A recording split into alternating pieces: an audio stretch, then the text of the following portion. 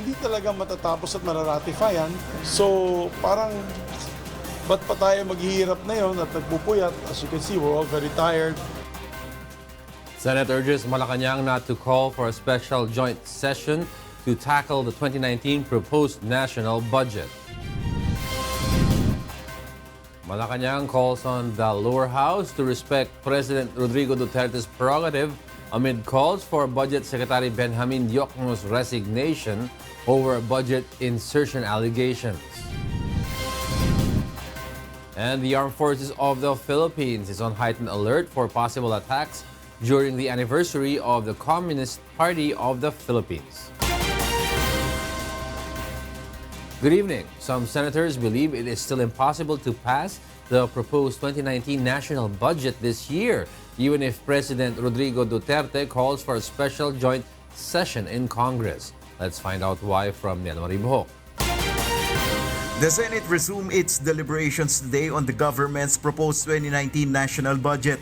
Senators scrutinized the proposed funding allocation of the Department of the Interior and Local Government, particularly the 27.7 billion pesos allotment for assistance to municipalities and other financial aid to local government units. With regards to the other financial assistance to local government units, Your Honor, the DLG officials, Secretary Anyo also says that they have nothing to do with this. Other agencies waiting to be called in the plenary to present and defend their budgets are the Departments of Tourism, Health, Energy, and Public Works and Highways. With a tight schedule of deliberations, Senator Panfilo Lacson believes it is impossible for the Senate to approve the proposed budget this year. Lacson also urges President Rodrigo Duterte not to call for a special session to pass the budget proposal. Duterte's economic managers have earlier said they are determined to recommend to the President to call for a special session to ensure that the budget will be approved before the 2018 ends. Senate Majority Leader Juan Miguel Zubiri also agrees with Lacson's sentiments, saying they have already decided to defer the budget deliberations to January 14, 2019 when the regular sessions resume. Today is the last day of their session before Congress goes on a holiday break. Even if we finish the budget on our part here in the Senate, second and third reading, hindi talaga matatapos at mararatify yan. Kasi gusto ni Majority Leader Andaya na ang BICAM will be next year pa. So parang ba't pa tayo maghihirap na yun at nagpupuyat? As you can see, we're all very tired. The Senate, however, assures to push for the passage of a special provision to prevent any problems in the budget for the administration's infrastructure programs in the first quarter of 2019. Nel Maribuho, UNTV News and Rescue, Senate of the Philippines. Majority of the members of the House of Representatives are calling on President Rodrigo Duterte to reconsider the appointment of Budget Secretary Benjamin Diokno. Grace Casin tells us why. The House of Representatives wants Budget Secretary Benjamin Diokno's appointment to be reconsidered by President Rodrigo Duterte following allegations of corruption against the budget chief. As stated in the resolution number 2365 adopted by the lower house, Secretary Diokno was not able to explain how one sole proprietorship construction company was able to obtain numerous projects from the government. There were also doubts as the Secretary's integrity and use of his position in accommodating and merging family with public interest. According to House Majority Leader Rolando Andaya Jr., Diokno is responsible for the 75 billion peso budget insertions in the 2019 proposed national budget. Mensahe ko na lang sa ating presidente, kausapin niyo po yung inyong Secretary of Budget and Management dahil baka ho ihulog kayo sa bangin yan. Nangyari na po yan sa dati niyang boss. The lower chamber has already summoned Consolacion T. Leoncio, the proprietor of CT Leoncio Trading and Construction, to explain about 30 infrastructure projects in Sorsogon that were allegedly awarded by the government. Andaya earlier said that the said contractor is not allowed to handle multi-billion projects from the government, as this is only a single proprietorship and not registered as a company based on the data from Securities and Exchange Commission. Albay Representative Edson Lagman, however, abstained during the voting on the resolution, saying he will leave it to the President to decide on issues concerning Diokno. We will leave it to the President because he has the power to appoint and remove members of his official cabinet. In a statement, Diokno has denied there is an insertion in the 2019 proposed budget, but he did not make comment on calls for his resignation. Grace Cassin, UNTV News and Rescue, House of Representatives. Malacañang calls on the lower house to respect the authority of President Rodrigo Duterte over each member of the executive branch amid calls for Budget Secretary Benjamin Diokno to resign. Rosalie Cos tells us why. Malacañang insists that President Rodrigo Duterte continues to trust Budget Secretary Benjamin Diokno. This is the response of the palace to the move of the lower house on Wednesday to adopt Resolution number 2365, which urges the president to consider the appointment of Diokno after the congressmen grilled him in a joint session over alleged insertions in the proposed 2019 national budget. The resolution states there are doubts as to the secretary's integrity and use of his position. This is in connection with the alleged 75 billion pesos insertion in the budget of the Department of Public Works and Highways, as well as the multi-billion infrastructure projects allegedly awarded to a single contractor in Sorsogon. However, presidential spokesperson Salvador Panelo said that for the president and his cabinet, Diokno's record in government service remains unblemished. The chief executive also considers Diokno as one of the best and brightest in his cabinet members. Panelo added that it is the Congress' mandate to scrutinize the budget and has the power to revise or amend proposals. If Congress finds irregularity in the budget allocation, it can always correct and recommend to file charges against those who are responsible for the transgressions if this constitute a crime. The Malacañang expects the Congress to respect President Duterte's prerogative to choose his officials and decide about them because this is what the president has been doing ever since. Rosalie Cos, UNTV News and Rescue. The Armed Forces of the Philippines has ordered all its units to remain on alert despite the Communist rebels' declaration of a 5-day truce for the holidays and their upcoming 50th anniversary. The military directive follows the third extension of martial law in Mindanao. Leia Ilagan tells us why. The military is still keeping a tight watch on the Communist Party of the Philippines despite the latter's declaration of a 5-day unilateral ceasefire from December 24th to 26th and December 21st to January 1st, 2019. According to Armed Forces of the Philippines spokesperson, Brigadier General Edgar Darevalo, all units have been placed on a heightened alert mode in anticipation of possible attacks by the New People's Army in time for the 50th anniversary of the CPP on December 26. Arevalo says that based on their past encounters, the CPP-NPA's anniversary celebration is usually accompanied by armed attacks against the people and government troops. The military official notes the CPP-NPA have carried out surprise attacks in the past, even before the imposition of martial law in Mindanao. Kahit sa time na sinasabi nila na meron silang unilateral ceasefire declaration, umahanap lang sila ng butas, umahanap lang sila ng dahilan para sila ay magpatuloy ng kanilang pag-atake. The AFP has yet to monitor security threats relating to the CPP anniversary.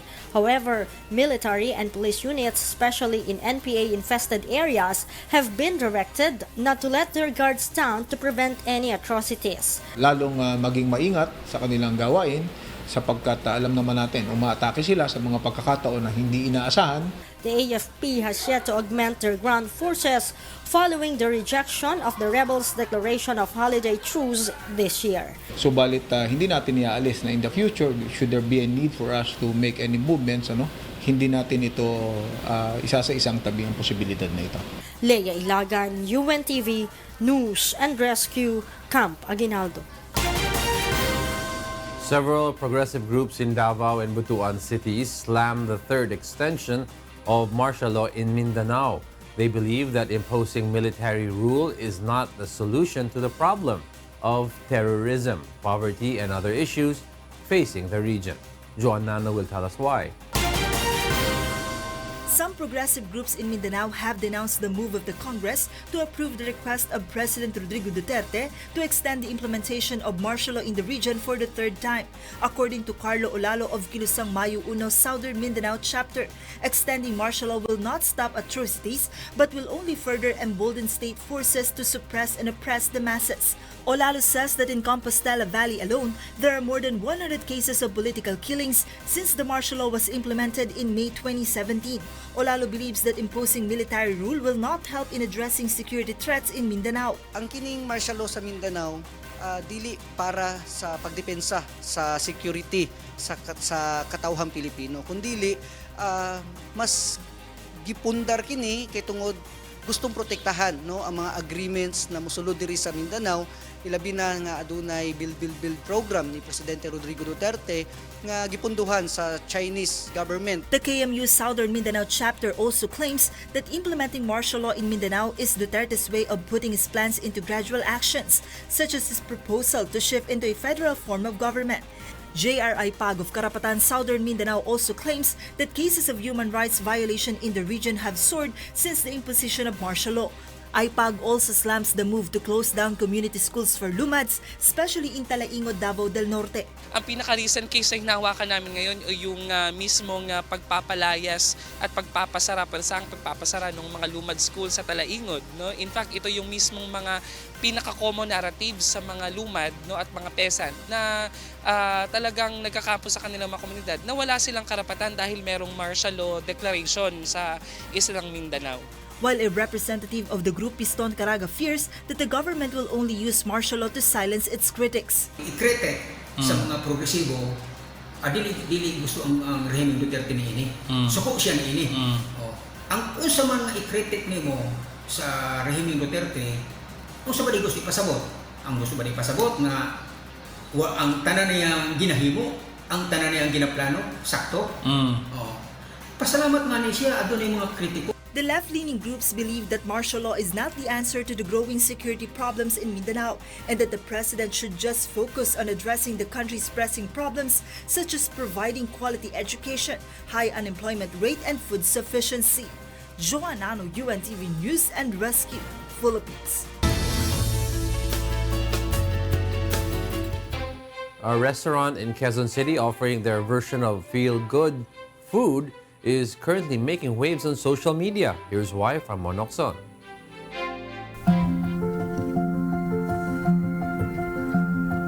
Do you want to feel good?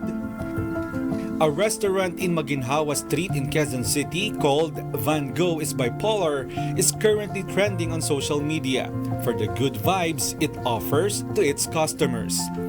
The restaurant is divided into two sections to cater to different moods. The light room is for customers who wish to order a set of meals that are available in the regular menu. While the other section called the shadow room is for customers who wish to order customized meals depending on their emotion. If a customer feels like sipping a tea, they can also try the resto's mood tea. Just tell them what you feel and they will give you a tea that will help you relax. Ito ay turmeric tea. Ayan o. Diba? Nakakatulong daw para kumalma ka kasi hindi ako kalma ngayon eh. Para kumalma daw ako. Idinumin natin. Sarap. The resto also offers dishes that they claim can heal or comfort a person in whatever mood they are in. It usually consists of vegetables, meat, and nutritious fruits. Wow! Ito na ang ating mood healing food. At ibibrief ko kayo ng konti kung ano ang mga nandito. Lahat ng pagkain dito makakatulong para gumanda yung mood natin.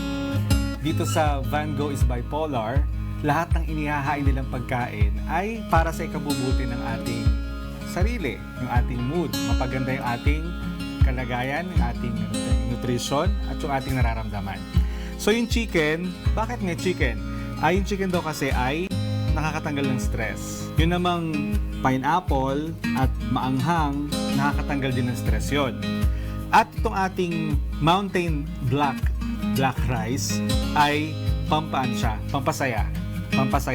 Meron din saging at mga nuts, pampasaya din yan. At itong lettuce, pampasaya din. Almost all of the ingredients used in the dishes here are fresh and organic, picked from farm in Isabela province. According to artist and chemist and the owner of this bistro, Jethro Rafael, the place was inspired from the famous painter Van Gogh, who was suffering from bipolar disorder. Rafael says the establishment of this business was accidental. At first, he only wanted to have an area where people experiencing emotional and mental problems like he did before can go to and seek solace. Sa Van Gogh is bipolar, ang pagkain dito, dinisenyo siya na gamot. So, hindi lang siya pagkain para mabusog ka, pero pagkain para gumaling yung biological na katawan, para gumaling yung mga sakit. So, ganun ko siya dinesign. So, food is 100% medicine here in Van Gogh is bipolar. Bruce Tyrone Ingat is among the restaurant's volunteer workers. Like Jethro, he is also a mental survivor. Sa mga tao na kagaya ko, nagkaroon ng mga karanasan kagaya ng depression, anxiety, other psychosocial conditions, lagi nating iisipin na hindi natatapos dyan ang lahat and kaya natin siyang labanan and hindi dapat natin tanggapin na hanggang doon lang tayo. With the help of this Good Vibes restaurant, Jethro and his friends can share their experiences and offer advices along with the feel-good food they serve to people who needs them. So if you are in search of a place that offers good food and good vibes, this place will definitely suit you. Also remember that the help you need will also come from you, believing that every day will be full of good vibes. Mon Hokson, UNTV, News and Rescue, Quezon City. Up next on Y News. LTFRB cracks down on drivers of the ride-hailing Angkas app. DENR plans to restore Manila Bay's former glory.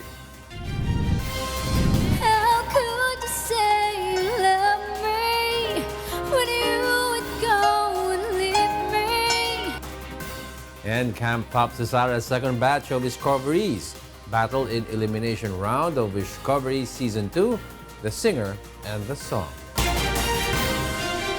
And thank you for keeping me company in the first part of Y News. More reasons behind the stories with William Thio after this quick break. I'm Angelo Castro III. Good evening.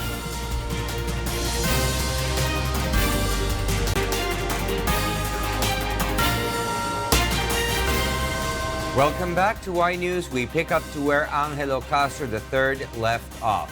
I am William Thio, and here are the headlines. 49 individuals face raps over the 11 billion peso Shabu smuggling case. Local government of Balanghiga prepares for tighter security as President Duterte confirms attendance in the turnover of Balanghiga bells. And LTFRB begins its crackdown on drivers of the ride-hailing Angkas app. 49 individuals have been charged over the 11 billion peso Shabu smuggling case that involves several officials from the Bureau of Customs, Philippine National Police, and the Philippine Drug Enforcement Agency. The charges, however, do not include former Customs Commissioner Isidro La Peña. Mai Bermudez tells us why.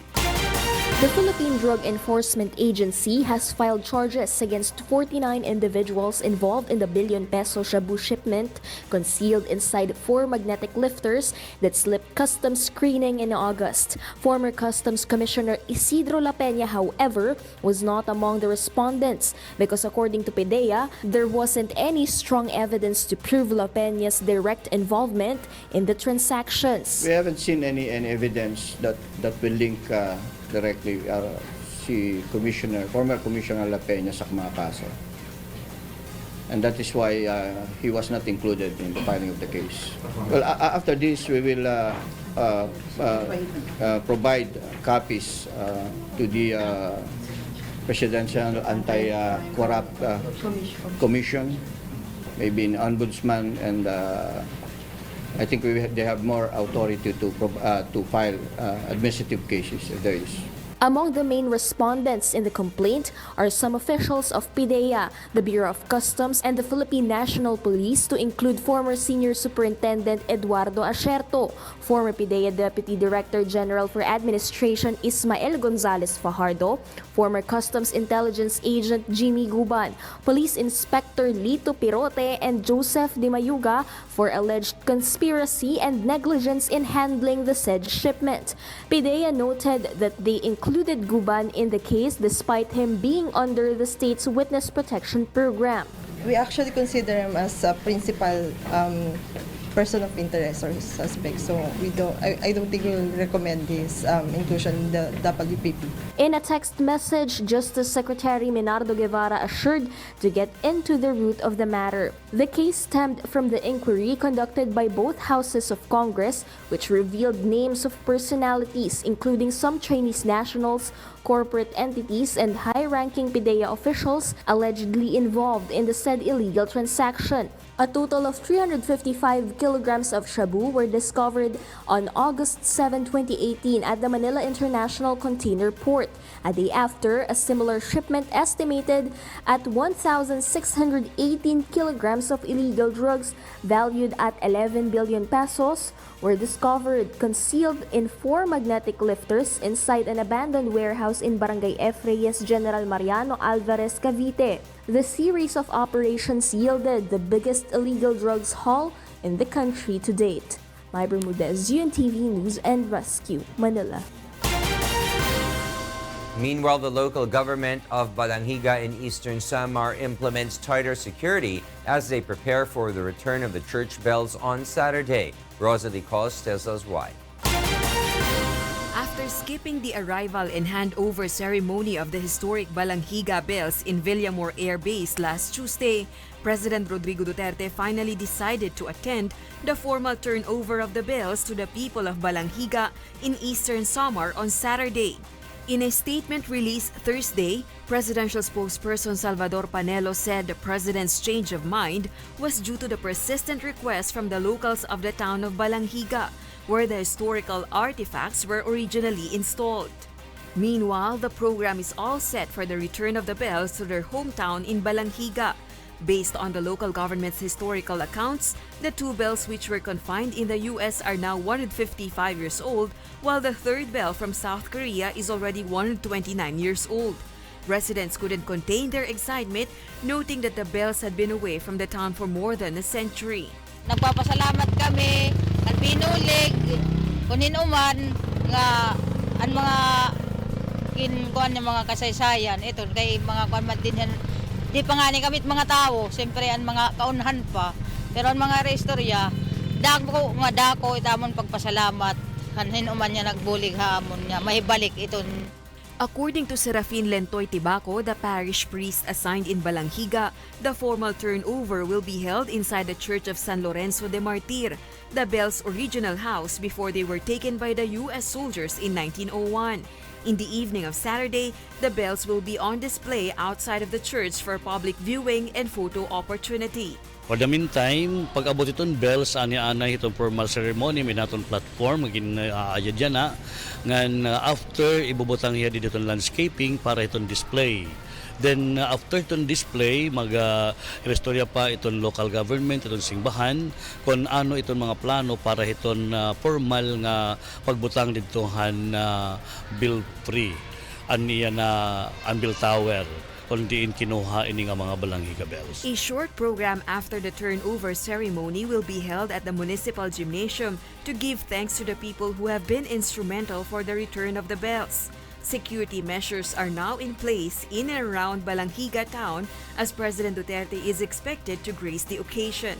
Magkakamaya gihapon so para pagkakakilanlan ID system na kinahanglan gihapon for security reasons. Kasi itong perimeter natin, dire itong basta kung hindi nila itong makadto, masulod, magawas. Itong may mga procedures kita gin-follow. Ginahangyolan natin nga tanan nga bisita nga makanhi nga mag-cooperate nila kitahan natin mga procedures nga gin-papasunod.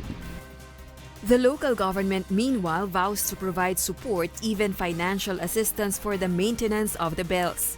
Non-residents in Balanghiga are also reminded that the town has not much commercial facilities for visiting tourists.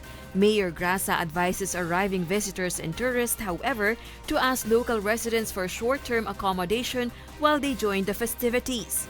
Mayor Grasa says that if they wish to, tourists may book for accommodation in the nearby town of Tacloban. Rosa Licoz, UNTV News and Rescue, Philippines.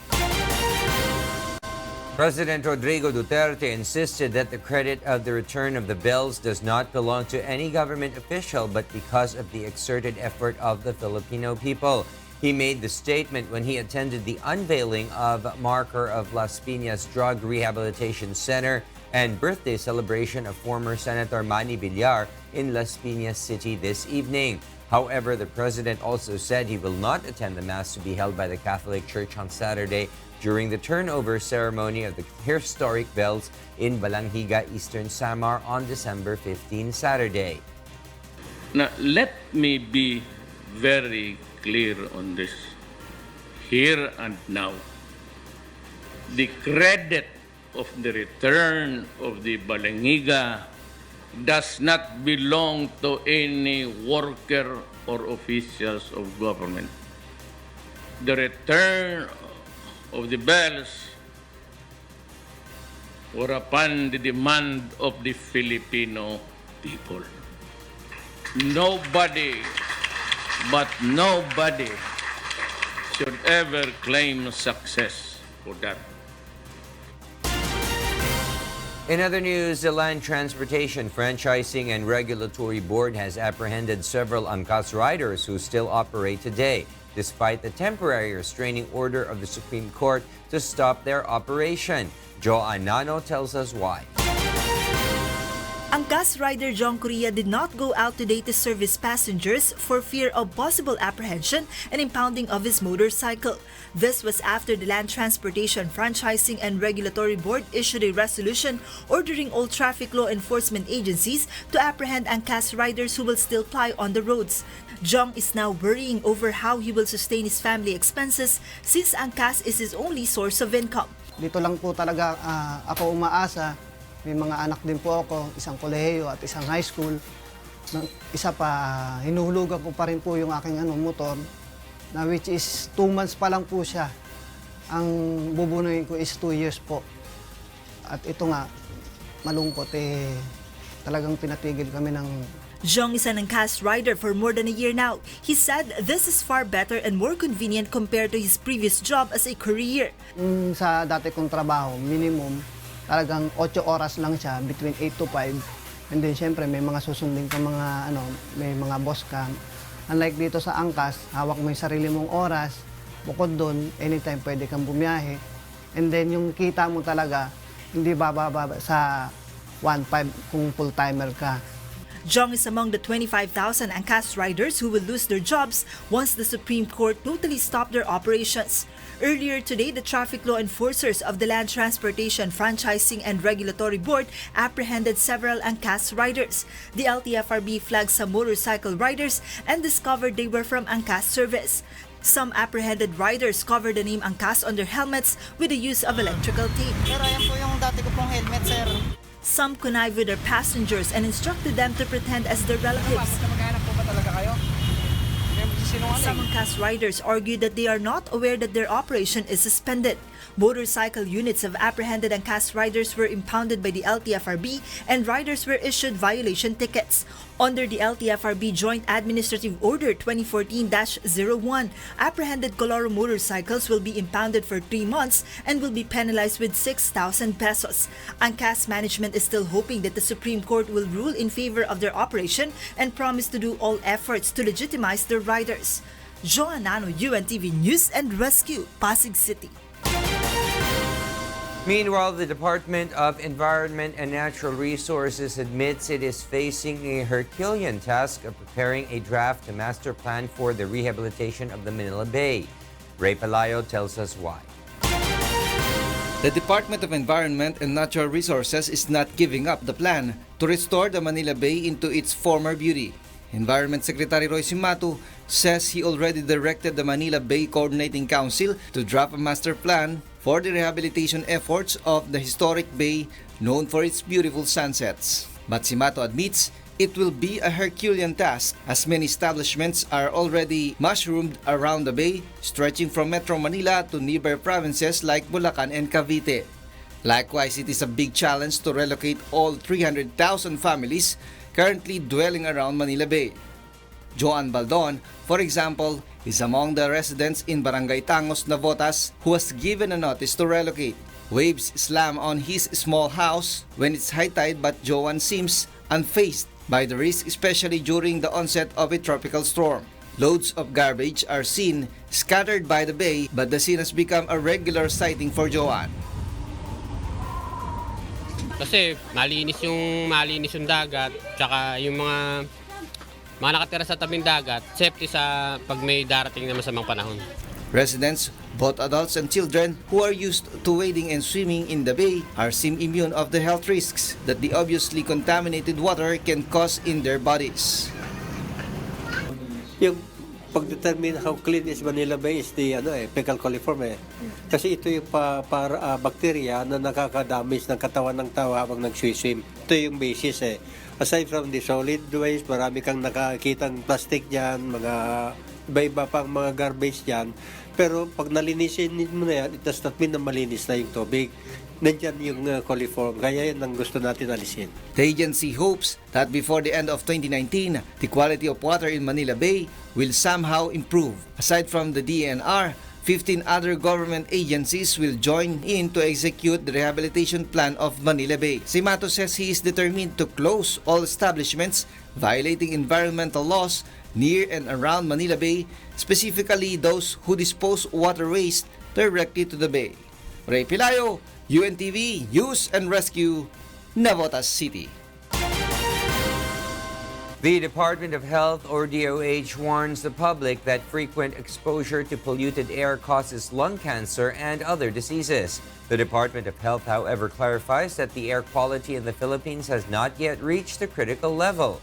Aiko Miguel will tell us why in this special report.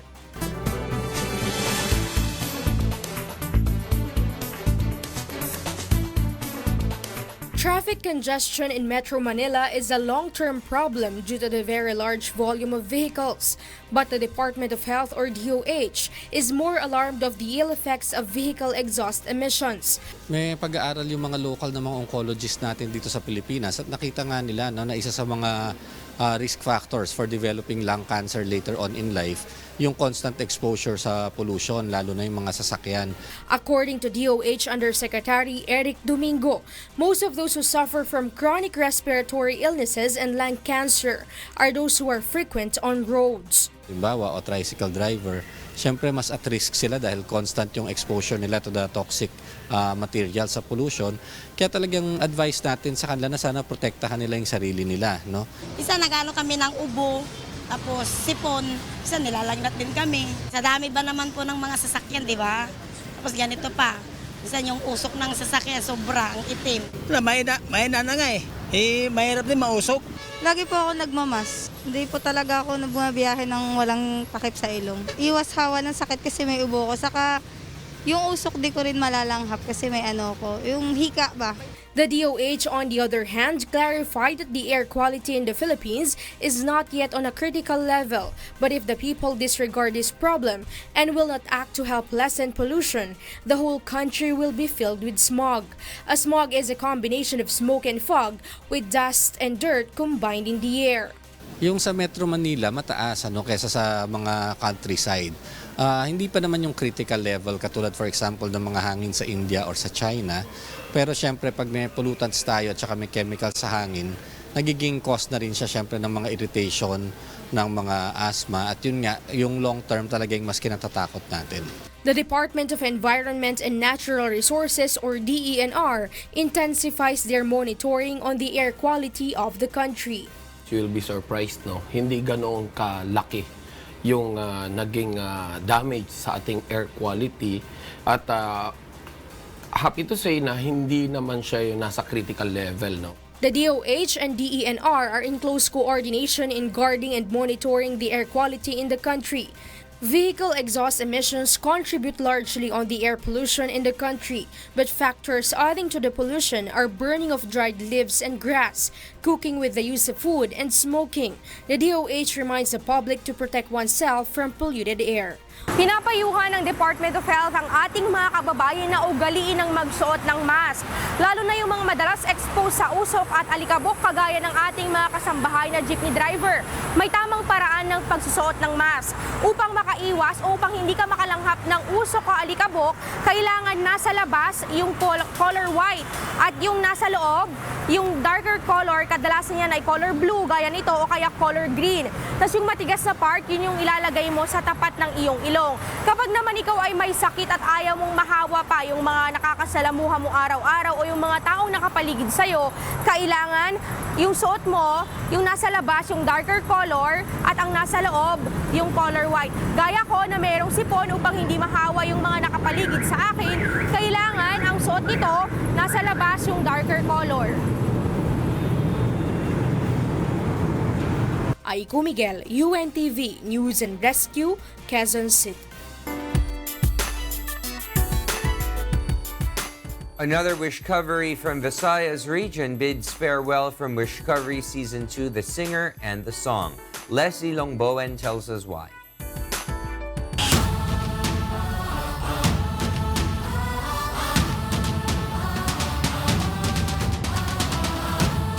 The second set of Wishcoveries of Camp Top Suzara went through the elimination round of Wishcovery Season 2, The Singer and the Song on Wednesday night. Composer Wishcoverer Top was impressed of the three, but had to let go of one. Rheena Ortuste moved top with her rendition of Ikaw ang Pangarap.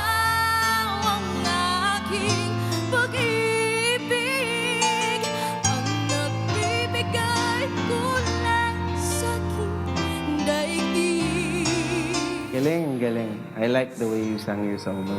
Napaka filled with emotion. Wishcovery Andre Teves meanwhile gave his take on Take Me Out of the Dark. Teach me to trust in you with all of my heart, to lean not on my own understanding. Naramdaman ko yung sinasabi mo sa kumakanta ka. Well, yung sa performance. Meanwhile, Carla Torlao was not able to make it to the next round but earned praises from Top. How could you say you love me when you would go and leave me? How could you make me hurt so bad? Yung range mo, walang problema. Ganda-ganda ng range mo, timbre ng boses mo. I like your voice. I like you always smiling also. Very well sung. Tonight will be the turn of Wishcoveries from Caraga region to earn the nod of composer Wishcoverer Benny Saturno in Wishcovery Season 2, The Singer and the Song. Leslie Longbowen, UNTV News and Rescue, Philippines. Up next on Y News.